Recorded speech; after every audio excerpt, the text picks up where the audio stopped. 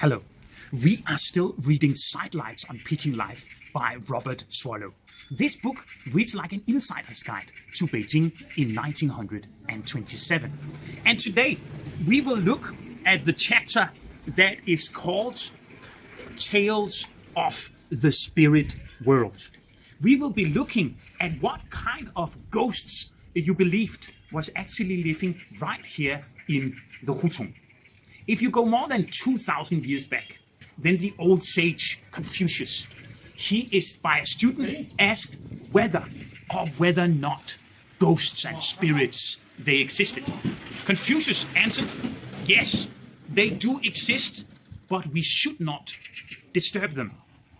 In Robert Swallow's book, there are a lot of stories about how people allegedly did not really listen to the old sage because many ghosts had been disturbed. And if you come with me over here, then you can see that even today we can find mirrors like this one placed above the doors.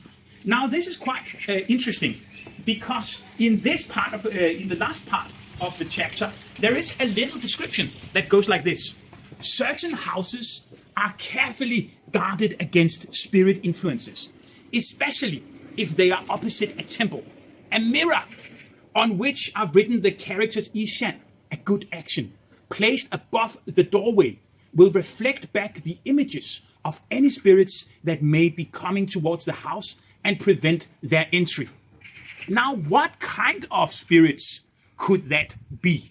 A lot of you will probably be thinking about the fox spirit. That is not least because of the tower you can see here. This is the southeast corner tower in the old city wall, and it was around this tower that the body of Pamela Werner was found. After Paul French, he published his book Midnight in Peking. That tower has been notorious to a lot of people. Interestingly enough, then Robert Swallow is in this book actually describing the fox spirit as one of the ghosts that would often actually help people. Other ghosts were much more sort of dreadful, and the one that has been, left the biggest impression on me, I will read for you now. Wall building ghosts.